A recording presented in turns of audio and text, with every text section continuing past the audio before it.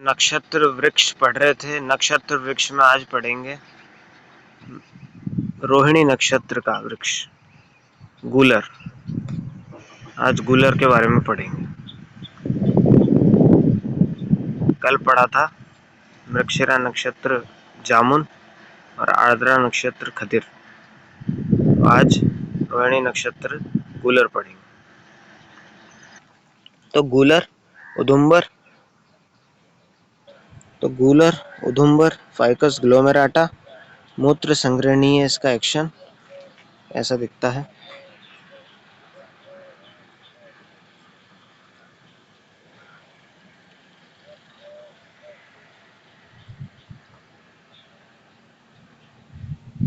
इसकी लीफ देखिए।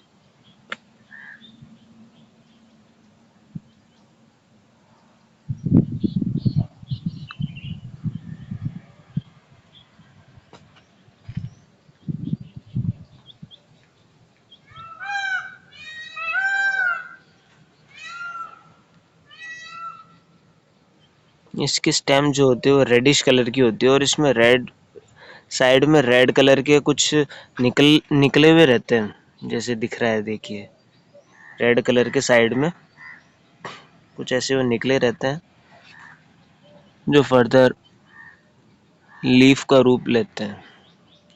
तो ये इसकी पहचान है। अब इसके बारे में रीड आउट करते हैं।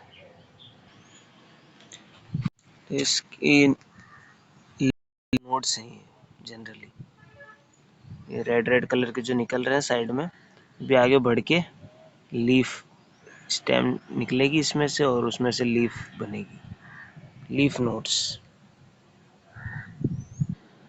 हाँ, तो उदुम्बर पढ़ रहे हैं। उदुम्बर के लिए कहा गया उदुम्बरो जंतु फलो यज्ञांगो हेम दुग्ध कहा। अभी तक अपन ने 3 पढ़े। यज्ञांग एक ये है, एक यज्ञीय पढ़ा खदिर, और मतलब यज्ञ वाले अपन ने 2-3 पढ़ लिए अब तक। तो यज्ञांग किसको बोलते हैं? उदुम्बर को बोलते हैं। उदुम्बरो जंतु फलो यज्ञांगो हेम दुग्ध कहा।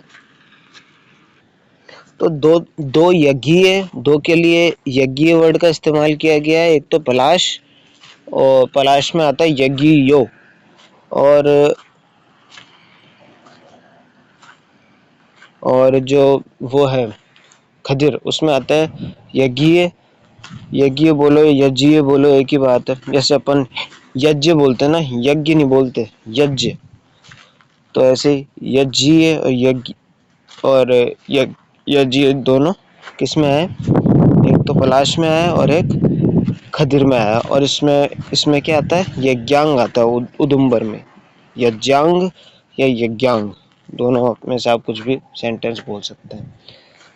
तो उदुम्बर जो है उसके संस्कृत नाम क्या है?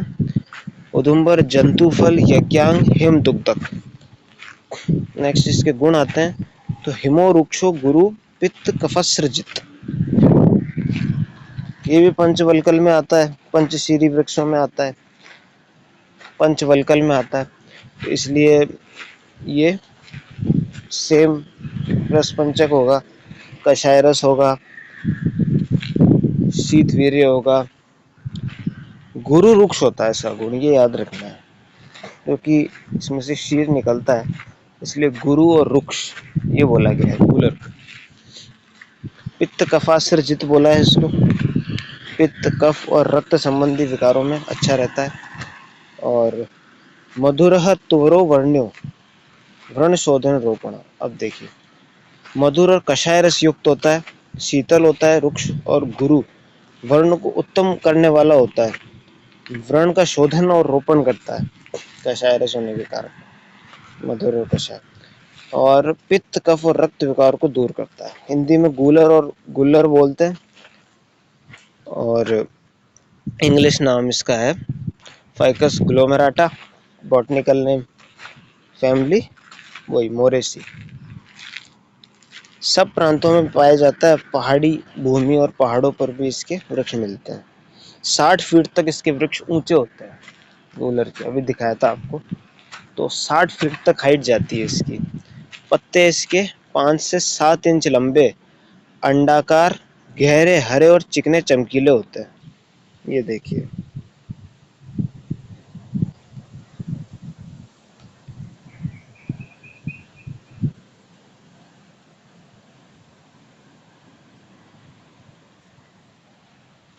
और इसके फल जो होते हैं वो 1 से 2 इंच व्यास में सटे हुए गुच्छों में लगते हैं। कच्चे फल हरे और पकने पर लाल हो जाते हैं। सेम और किस में पढ़ा था ऐसा? वट में पढ़ा था। कच्चे फल पकने में लाल हो जाते हैं। फलों के भीतर प्राय छोटे छोटे छोटे कीड़े होते हैं, इसीलिए इसका एक नाम क्या था? जंतु फल। क्योंकि फल के अंदर प्राय करके जंतु पाए जाते हैं छोटे छोटे, इसलिए इसको जंतु फल बोलते हैं। और एक इसका पर्याय हेमदुग्धक और एक है यज्ञांग। जंतु फल, हेमदुग्धक और यज्ञांग। सभी अंगों का उपयोग किया जाता है। रासायनिक संगठन वही छाल में 14% टैनिन। जितने भी मोरेसी कुल के होंगे, पंचवल्कल वाले होंगे, उनमें जनरली टैनिन पाया जाएगा। 14% टैनिन मिलेगा उनकी छाल में। गुण और प्रयोग तो स्तंभन का काम करती है, तभी रक्त विकार में दे रहे हैं अपन। स्तंभन करेगा। पक्व फल जो होंगे वो इसके शीतल होंगे, स्तंभन और रक्त संग्राहक होंगे। मेन काम जो है पंचवल्कल के वृक्षों का वो है रक्त पर, रक्त को रोकने का काम करते हैं। तभी पंचवल्कल क्वाथ से प्रक्षालन करवाया जाता है। जहाँ भी आपके ब्लीडिंग वगैरह होती है तो आप पंचवल्कल क्वाथ का प्रक्षालन करते हैं। क्यों?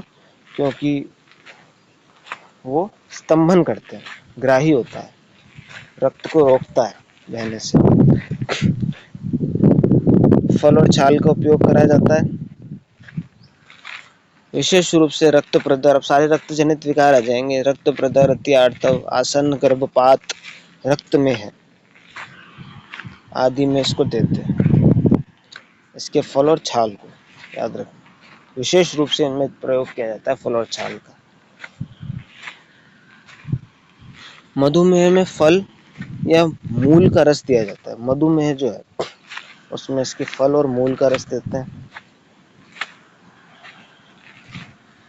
इसकी शीर रक्तातिसार में लाभदायक है। शीर भी कषाय रस स्तंभक होगी, रक्तातिसार में लाभदायक। बच्चों में अतिसार, वमन तथा दौर्बल्य में इसको 10 बूंद दूध के साथ देते हैं। पोषण भी करता है शरीर का। इसका दूध बच्चों में जैसे अतिसार हो रखा है, वमन हो रहा है, दौर्बल्य है, तो बलदायक भी होता है कि मधुर रस भी है कषाय के साथ में, तो भ्रंगण भी करता है। इसलिए बच्चों में इसका प्रयोग करवाया जाता है। बच्चों में बाल अतिसार रोग बहुत कॉमन, तो उसमें अपन इसका प्रयोग करते हैं।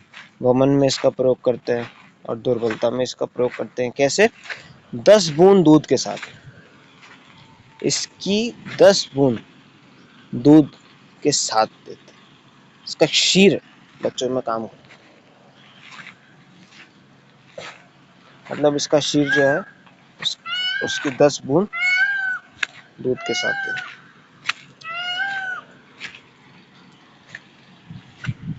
इसको 10 बूंद दूध के साथ देता है। ठीक है। नेक्स्ट आता है कि इसके मूल को आम जनित विकारों में प्रयोग करते हैं। इसकी मूल का आम जनित विकार, डिसेंट्री जिसको बोलते हैं, प्रवाहिका, इनमें आव मतलब वही प्रवाहिका, आम, उनमें इसका प्रयोग करते हैं। छाल आधी से 1 तोला छाल का प्रयोग करते हैं। मतलब कितना हो गया? 1 तोला 2 कर्ष के बराबर होता है। तो 1 तोला बराबर 1 कर्ष होता है। गलत हो गया। 1 तोला बराबर 1 कर्ष होता है। तो छाल की मात्रा है आधी से 1 तोला, मतलब हो गई 6 से 12 ग्राम। फल 2 से 4 तोला फल की मात्रा, फल को थोड़ा ज़्यादा ही देना पड़ेगा। और शीर 10 से 20 बूंद तक इसकी शीर का प्रयोग करते हैं बच्चों में। और किसके साथ देते हैं शीर? दुग्ध या शर्करा के साथ। मतलब इसका शीर 10 बूंद शीर डाल दिया इसका दूध में और उसमें शक्कर डाल दी और पिला दो बच्चों को, तो उनका भ्रंगण भी करेगा, बलदायक होगा उनके शरीर के लिए, और उनके जो रक्तातिसार, आमातिसार, बालातिसार आदि रोग हैं उनमें भी काम करेगा। तो ये था उदुम्बर, फाइकस ग्लोमेराटा। धन्यवाद।